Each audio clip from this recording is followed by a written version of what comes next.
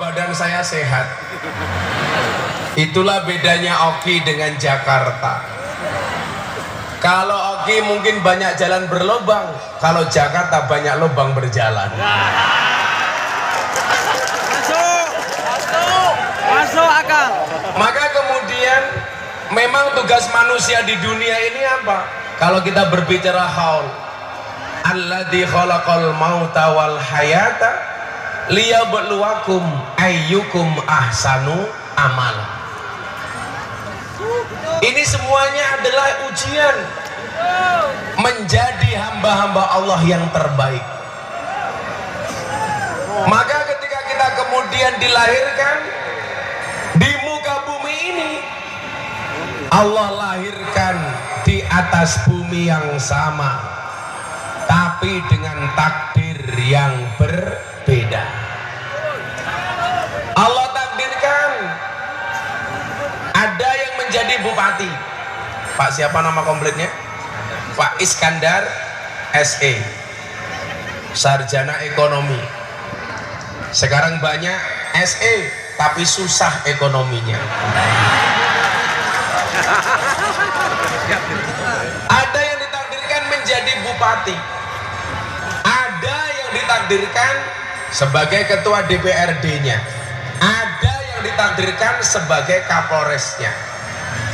Levelnya sama, yang diurusi sama, tapi jabatannya berbeda. Perbedaan posisi ini tidak harus menjadikan kita bermusuhan, tetapi justru menjadi rekanan.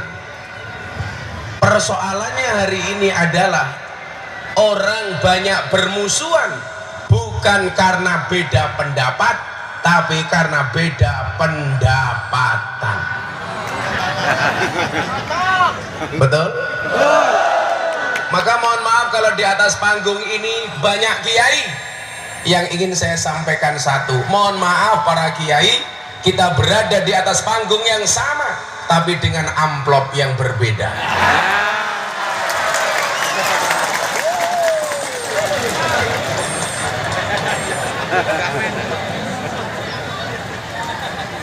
Saya kalau diundang ketua umumnya Pak Iskandar, Pak Zulkifli Hasan, saya nggak pernah sama sekali minta uang saku, nggak pernah sama sekali minta amplop.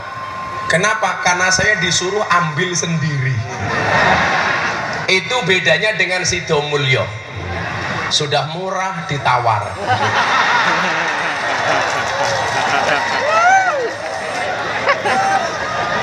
Nah, sehingga kemudian kita memahami alladzi khalaqal mauta wal hayata liyabluwakum ayyukum ahsanu amala. Yang kemudian dilihat oleh Allah itu adalah amal dan perbuatannya. Siapakah yang terbaik di antara kita?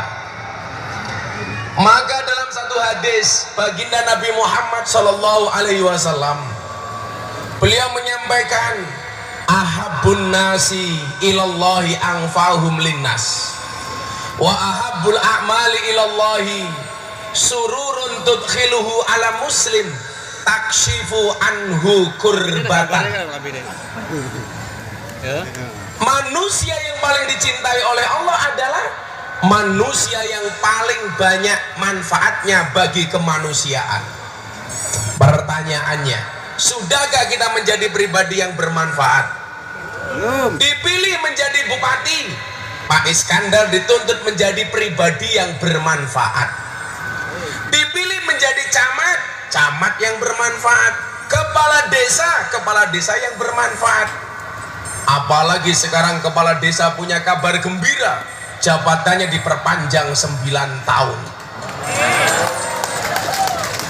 Demo ke Jakarta minta perpanjangan, alasannya untuk kebaikan umat. Padahal alasannya bukan itu. Kenapa kepala desa minta perpanjangan masa jabatan? Karena modalnya belum pulih. Betul. Ada kepala desanya di sini? Ada. Oh, ini orangnya.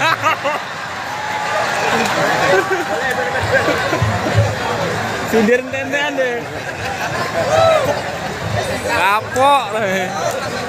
Sehingga kemudian apa? Masing-masing ini tahu posisi, sehingga menjadi manfaat di posisi masing-masing. Ibu bapak, ayat yang paling dikenal oleh orang Islam itu ayat yang paling viral. Judulnya apa? Fastabiqul khairat, berlomba-lomba dalam kebaikan. Yang namanya berlomba-lomba dalam kebaikan itu bukan satu posisi diperebutkan oleh banyak orang, tetapi menjadi yang terbaik di posisi masing-masing. Contoh, saya ini kalau di Jakarta Bapak Ibu, mungkin kader muda NU yang paling sering diundang ceramah di hadapan Bapak Presiden. Seminggu yang lalu, tepatnya hari Kamis, sebelum saya berangkat ke Hong Kong, saya diundang Bapak Presiden di Istana Bogor untuk makan siang di Istana Bogor. Besok ini bulan Oktober, saya dapat undangan 2 kali dari Presiden.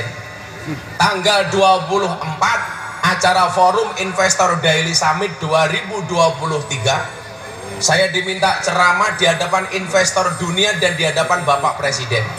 Tanggal 29 Sumpah Pemuda 16.000 milenial di Jakarta bersama Bapak Presiden.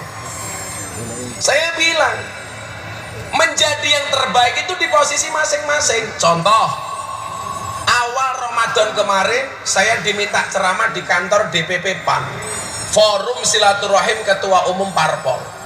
Ada Pak Jokowi, ada Pak Prabowo Subianto, ada Pak Erlangga, ada Papi Zulkifli Hasan, ada Caimin, ada Pak Mardiono. Saya diminta untuk menjadi imam sholat duhur, kemudian saya tausiah mau itu hasanah. Duhur saat itu yang mimpin Indonesia bukan Pak Jokowi tapi Gus Miftah. Karena imam sholatnya saya Pak. Dan Pak Jokowi, Pak Prabowo, Pak Zulkifli manut saya atur Pak. Saya mau sholat, tengok ke belakang, saya sampaikan, luruskan dan rapatkan softnya di dalam sholat. Pak Jokowi jawab, "Nggih Gus, bagus." Saya ruko, Pak Jokowi, Pak Prabowo ikut ruko. Saya sujud, mereka ikut lagi. Saya salam, ya ikut. Selesai sholat saya bilang, "Cie, ikut saya Cie." Pak Jokowi jawab, "Cuaks." Saya bilang, seharusnya partai-partai politik itu apa? Menyibukkan diri memberikan manfaat untuk rakyat, betul? Bukan menipu rakyat. Caranya bagaimana? Ayo bareng-bareng membangun bangsa ini. Betul kata Pak Jokowi, bangsa ini bangsa yang besar. Terlalu aneh kalau kemudian kita ribut hanya posisi yang berbeda. Pak Jokowi hampir 10 tahun membangun bangsa ini. Coba hasilnya nyata. Contoh umpamanya soal COVID-19. Di awal COVID, orang nggak percaya Indonesia ini bisa keluar dari zona COVID. Semuanya cerewet, minta lockdown. Begitu ada COVID, ternyata pemerintah bertanggung jawab, muncul BLT. Betul Bu? Lucunya orang Sidomulyo, jelas undang-undangnya BLT untuk orang miskin. Yang punya sapi banyak ngakunya miskin. Yang punya mobil ngakunya miskin. Wongnya ya teko, ya melu guyu. Biasanya jilbabnya coklat.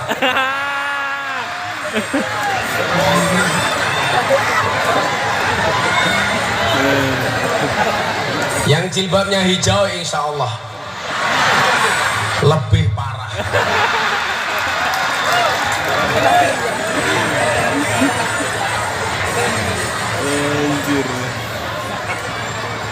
Ternyata apa? Muncul BLT masih banyak orang nyinyir karena dilarang kerja keluar dari rumah. Maka kemudian pemerintah berusaha mendapatkan vaksin supaya bangsa ini bisa lepas dari COVID. Vaksin muncul Pak, masih cerewet, diragukan sertifikasi halalnya. Begitu pemerintah berusaha, sertifikasi halal muncul, ada sertifikat halal, masih protes lagi. Mau nggak presiden vaksin pertama kali? Pak Jokowi mau vaksin yang pertama kali disuntik. Ini sejarah presiden dunia yang mau divaksin pertama kali.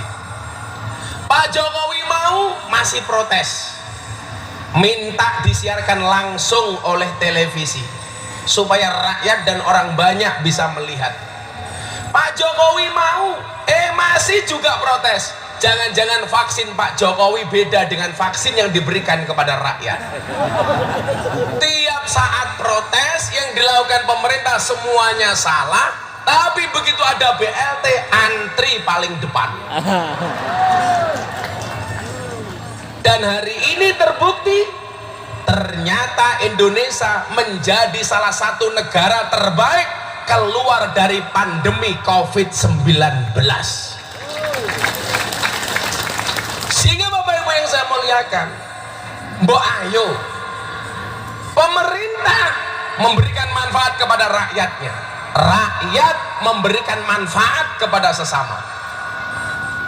Bagaimana pemerintah memberikan manfaat kepada rakyat? Ya sesuai dengan posisi masing-masing. Posisi saya dengan Pak Bupati beda. Pak Bupati punya pendapat, saya punya pendapat, tapi Pak Bupati punya kuasa, saya tidak punya kuasa. Maka kalau dipikir-pikir Pak, pejabat sama kiai itu masuk surganya bisa dahuluan pejabat, asalkan manfaat. Tapi masuk nerakanya juga bisa dahuluan pejabat, kalau tidak amanat.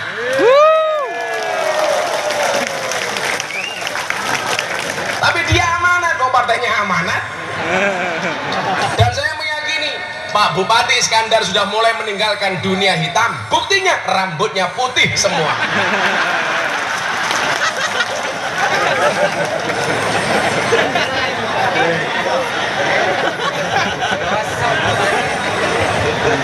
Masuk tuh barang.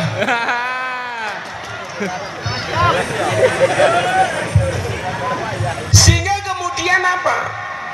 Yang perlu kita tanyakan adalah bukan apa yang telah saya dapatkan dari bangsa ini, tetapi apa yang sudah saya lakukan untuk bangsa ini. Bukan saya telah mendapatkan apa, tapi apa yang sudah saya baktikan untuk bangsa ini.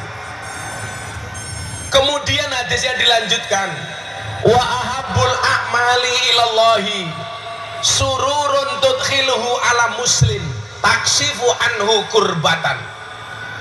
Amal yang paling baik dan dicintai oleh Allah adalah ketika seseorang memberikan kebahagiaan bagi orang lainnya, sehingga orang-orang lain terlepas dari semua kesusahan. Kalau ada orang melihat Anda itu senang, kemudian dia lepas dari kesedihan, itulah amal yang dicintai oleh Allah.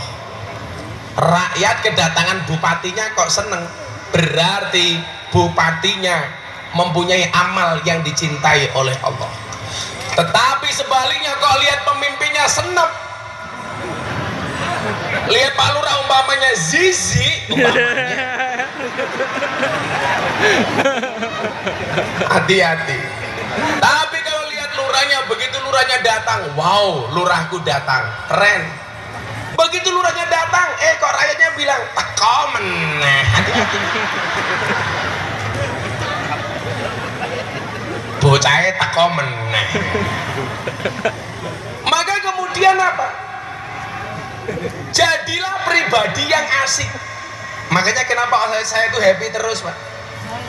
Karena menurut saya susah itu hukumnya haram Pak. Loh iya, wong perintah Allah apa? La takhaf wa la tahzan. Jangan takut, jangan sedih. Berarti itu perintah amr. Berarti kita tidak boleh takut, tidak boleh sedih. Kalau kamu takut berarti kamu salah. Kalau kamu sedih, kamu gak percaya dengan keakbaran Allah. Makanya kenapa Pak? Saya ditanya sama teman-teman kiai saya, Gus, kenapa tokoh harus menyenangkan? Iya, karena bagi saya agama itu solusi bukan problem. Orang datang pengajian itu harus solutif, bukan justru dapat masalah. Masuk ke tempat pengajian, dikit-dikit sudah disalah-salahkan, sudah dikafir-kafirkan, sudah dineraka-nerakakan. Ya kalau semua orang dineraka-nerakakan, pertanyaannya, apakah surganya mau kamu makan sendiri? Kalau semua orang salah, saya curiga. Jangan-jangan surga isinya cuman kamu, istrimu, bapakmu, mbokmu. Makanya dibuat asik saja Pak. Buat asik, dikasih kopi, gelasnya kayak gelas angkringan, ya nggak apa-apa. Ya biasa aja. Masuk. Ya mungkin desanya miskin.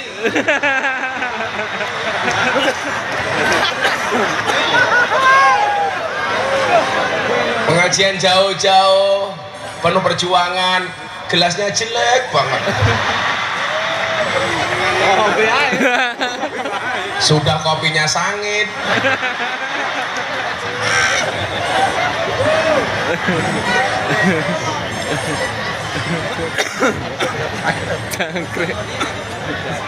Kalau saya minum kopi Pak Bupati, saya pasti bilang ah.